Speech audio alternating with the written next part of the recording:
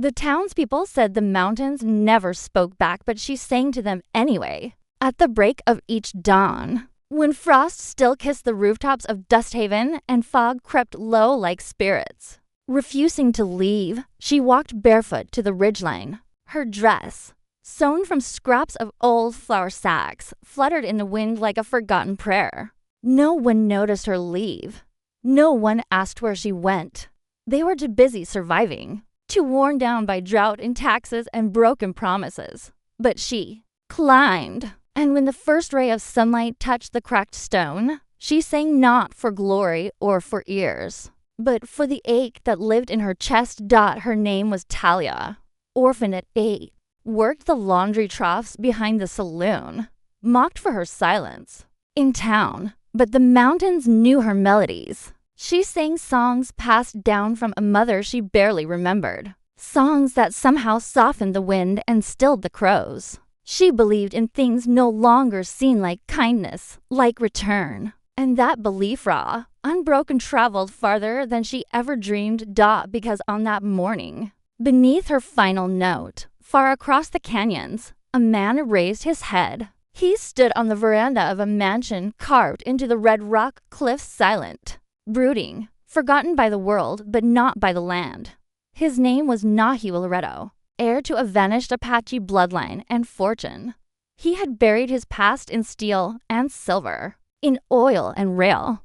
Yet something in that song tore through him like wildfire, through dry grass, a note that didn't belong to profit or betrayal. It was calling, and he answered. But Talia didn't know this. She returned to town, hands scraped from gathering pine cones, her voice hoarse, her heart lighter. She walked past the sheriff, who sneered at her, past the storekeeper, who refused her credit, past the boarding house that doubled her rent without notice. The world was cruel to women like her and claimed, unseen, unprotected. Still, she held her head high, because even if the town didn't see her worth, the mountains did. That night, thunder rolled without clouds, cattle groaned in their pens, lamps flickered, and behind the hills, wagon wheels turned. A convoy was coming, not of soldiers or settlers, but of reckoning. And the first stop was her song. You're watching echoes of frontier redemption, where every voice matters, even the quiet ones the world tried to silence. If this story speaks to you, don't forget to like the video, subscribe to the channel, and share this journey with someone who believes in second chances. Let's uncover what redemption looks like when justice rides into town. The morning after the song, Dusthaven stirred in a strange hush. The usual chatter at the bakery, the creak of wagon wheels near the feed store, even the drunken singing from the saloon, all fell into an eerie stillness. A cold wind slipped down from the mountain, dry and electric, like something ancient had begun to breathe again. And from the ridgeline, clouds moved in shapes that whispered change. Talia woke early, but the mountains no longer felt still. The air pulsed around her small cabin at the edge of town, like footsteps waiting outside. She stepped outside and felt at the shift. Something had hurt her, but she didn't know how deeply her voice had traveled or how close justice was. Riding far beyond the hills, Loretto had already left the mansion carved into red stone. His convoy rode with silent precision, not ostentatious, but unmistakable. Armored wagons, riders in coats dusted with desert ash. And at the center, the Apache tycoon himself, dressed not in gold or silk, but in worn leather and obsidian rings, each etched with family sigils long erased by colonial hands. He hadn't set foot in Dusthaven since the town betrayed his mother and drove her to madness. That betrayal was never written in history books, but the land remembered. Years ago, when Dusthaven was still clawing its way into a frontier boomtown, a woman named Loretto tried to build a school for native and orphaned children. They burned it down before it opened. She tried to bring water rights to the landless. They accused her of witchcraft.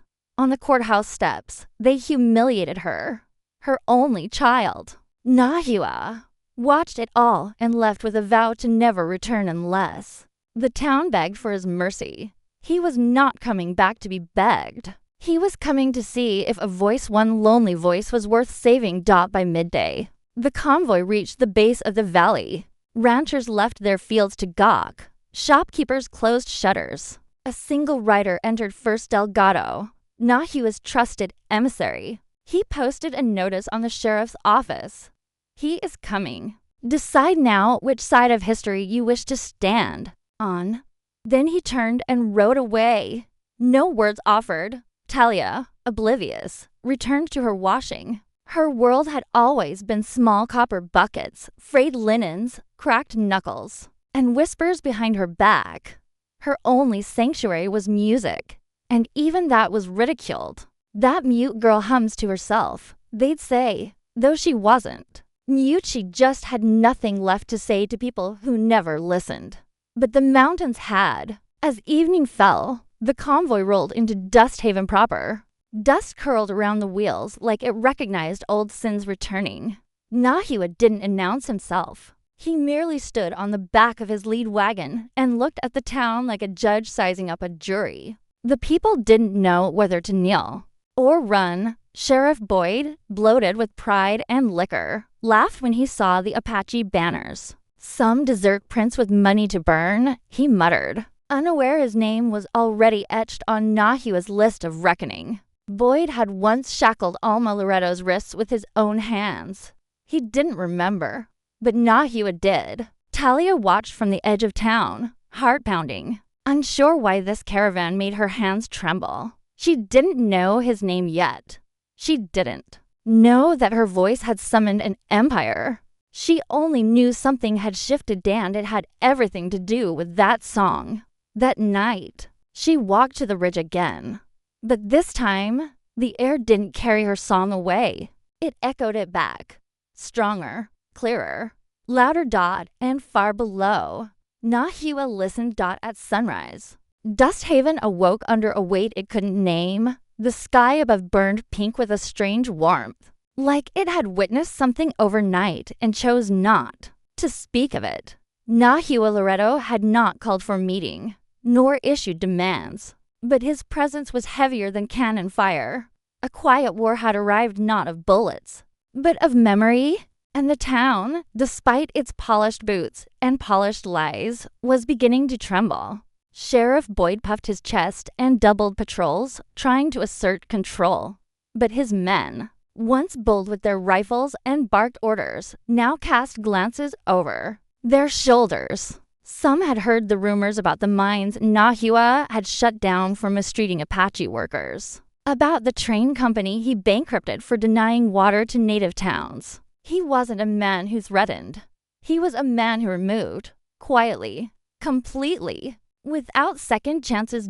In the boarding house kitchen, Miss Doyle spilled coffee when she saw his emissaries pass. She had once refused to let Alma Loretto eat at her table, calling her filthy half-blood. That name had since vanished from her tongue, but not from the land. Even the wind seemed to avoid her windows now. As for Talia, her world began to warp in ways she couldn't explain. Children who used to mock her now followed at a distance when she walked to the mountain. Women offered her leftover bread without sneering. Even Father Galt, who once banned her from the chapel for singing during prayer, nodded to her at the well. It was like the town sensed something sacred had entered her life, and they feared it. And then it happened. That evening, she returned from the ridge line to find her doorstep swept clean. A box sat neatly beside the firewood stack. Inside was a letter, handwritten in ink that smelled of cedar and sage. You called. I heard. Do not be afraid. No name. No signature. But she knew. Somehow, she knew. Talia didn't sleep that night. She sat by the window, staring at the mountains, the town, the dark line of wagons below the ridge. She didn't know what this man wanted or why he listened when no one else had, but for the first time in years, she felt visible. Her voice had always been her only treasure, and someone had heard it not as noise, but as a map. Down in the old courthouse, Nahua stood alone. The courtroom where his mother had been humiliated was still lined with the same warped pews. The same broken gavel sat on the judge's bench. He closed his eyes and remembered the scent of her hair as she stood, trembling, before a jury of men who called her savage and thief. He had come back not just to see the town, but to see if anything within it could still bloom. He had come back for her song. That night, horses stamped nervously in their stalls. Crows circled over the bell tower, and in her sleep, Talia dreamed of rain warm and golden falling over the mountain while the town below wept in silence. She didn't yet know that her voice had begun to rewrite the sins of an entire valley. But by morning, the sheriff would make his move, and everything would change. The sheriff moved before dawn. Sheriff Boyd wasn't a man of strategy, he was a man of ego. And ego makes a man dangerous when power begins to slip through his fingers. As whispers about Nahua Loretto spread like wildfire, Boyd gathered his deputies in the dark backroom of the saloon, where he drank more than he planned and plotted worse than he realized. His plan wasn't to confront Nahua directly, he wasn't that foolish. Instead, he chose a softer target, one he'd never feared. One who had no one to speak for her. Talia. To Boyd. She was a ragged ghost who walked the hills and wasted time singing to rock and dirt.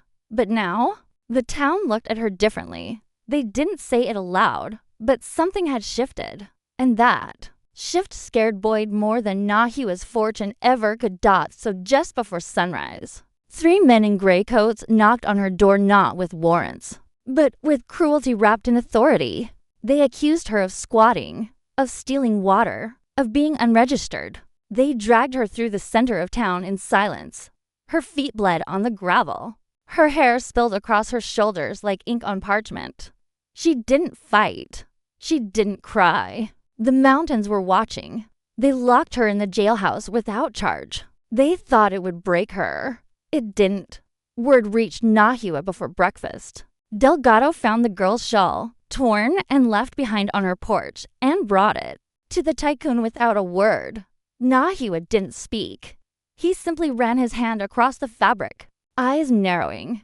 His mother had once been dragged through the same street. History was repeating itself, but not for long. By midday, Nahua stood outside the jailhouse. No guards stopped him. No guns were drawn, because everyone knew when a Loretto returned to Dust Haven. With silence in his eyes, retribution wasn't a matter of if. It was a matter of when. Inside the cell, Talia sat against the wall, her voice silent, but her spirit louder than ever.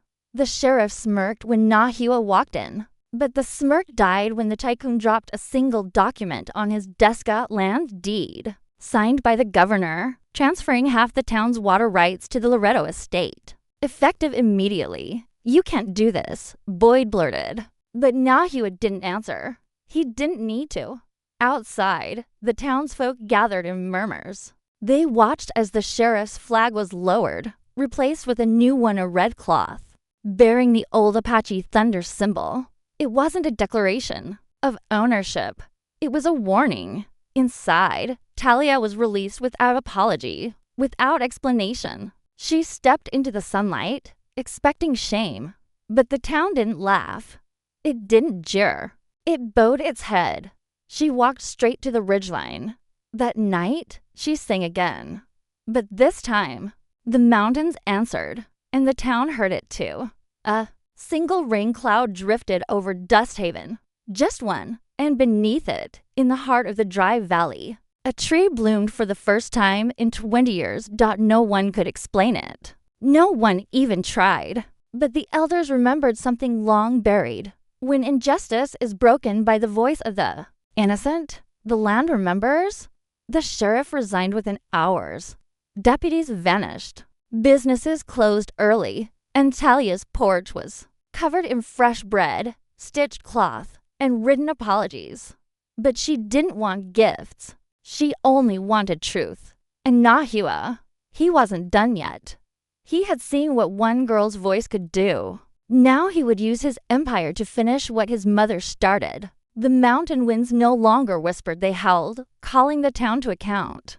Dusthaven had survived gunmen, droughts, and border feuds, but it had never known this kind of storm, the quiet kind, the kind that rewrote laws without firing a single shot. And it all began with a girl no one ever noticed. A girl who had once been mocked for singing to the sky now walked with the rhythm of justice beneath her bare feet.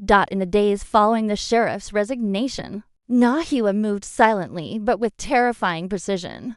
He purchased the saloon and closed it for spiritual cleansing. He bought the mining office and converted it into a hall for community hearings. Every title deed he touched had a clause: no sale allowed unless you feed the hungry. Every storefront that once turned away native hands was now watched.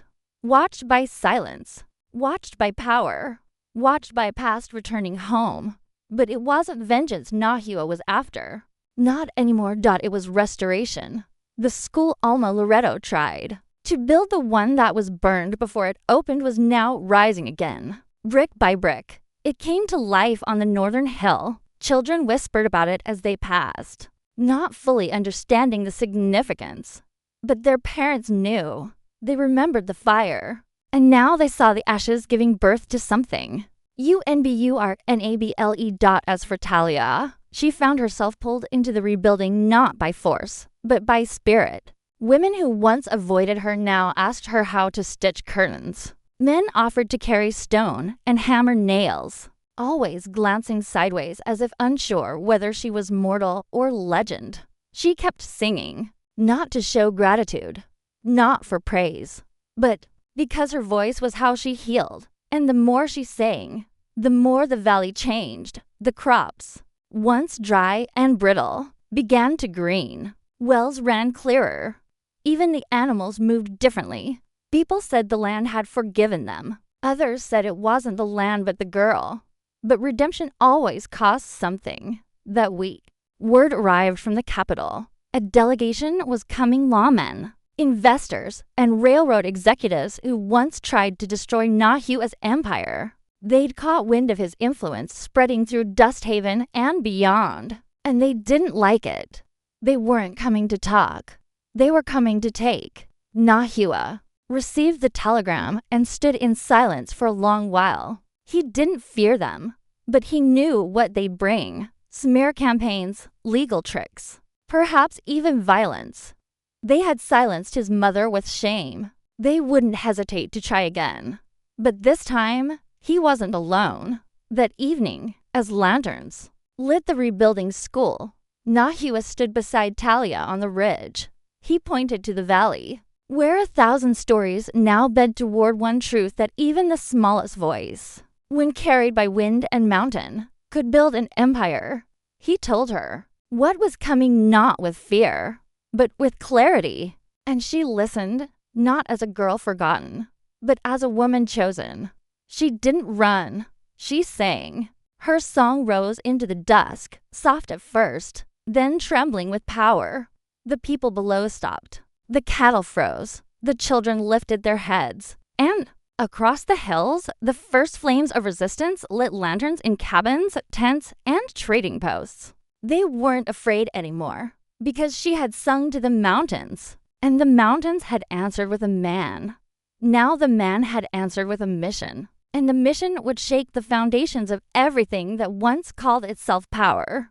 The delegation arrived in black carriages with polished spokes, boots to clean for frontier dirt, and smiles that hid the scent of conquest. They spoke in the courthouse, now repurposed as a town hall under Nahua's quiet restoration. They used terms like property reassessment, eminent domain, and regional influence. But what they truly meant was this: control. They wanted Dusthaven. They wanted the valley. And more than anything, they wanted to stop the rising of something, ancient, something that couldn't be bought. The people gathered, lining the streets in silence, not with fists, not with fury, but with attention. They watched every word, every gesture, every insult dressed in diplomacy. And in the center of it all sat Talia, no longer a washer girl, no longer a shadow. She sat in a chair carved from Pine, wearing a plain cotton dress and a shawl given to her by the widow who once refused her water. Her eyes didn't flinch. Her spine didn't bend. And when the men from the capital said the land needed modern hands, she simply began to hum dot soft, steady, true dot the room stilled. Then Nahua stood. He didn't raise his voice. He didn't threaten lawsuits or armies. He simply placed a single stone on the table smoothed by river, warm from the sun. Then he told them what it was, the last relic found near his mother's unmarked grave. This town forgot her name, he said, but the river did not. And the land has decided to remember. And then he walked away. Behind him, the town followed. The delegation unwilling to face shame or cameras left before sunset. That night, for the first time in Dusthaven's memory, every lamp burned past midnight not in fear, but in celebration. Farmers brought bread. Children danced barefoot in the street. The old saloon rang with fiddle and drum. It wasn't the past returning, it was a new future arriving, stitched by song and silence alike. And on the mountain ridge, beneath a sky that bled starlight, Talia sang again. But this time, she didn't sing alone. Voices rose behind her, women, men, children. Some cracked with age, some trembling with youth. They didn't know the words, but they knew the rhythm. It was the sound of redemption, the sound of a valley lifting its own name from the ashes and rewriting it with grace. And beside her stood Nahua Loretto, the man who once swore never to return, had found his mother's vision waiting in the voice of a forgotten girl. He had come to end a cycle. Instead, he helped begin something holy. Frontier redemption didn't come with flags or victories. It came when a town listened for the first time. It came when silence was broken by truth. And it stayed etched in stone, woven into song, and carried on every wind that passed over the mountain. So when they ask how Dusthaven changed, tell them, this, she sang to the mountains, and the mountains gave her back the world.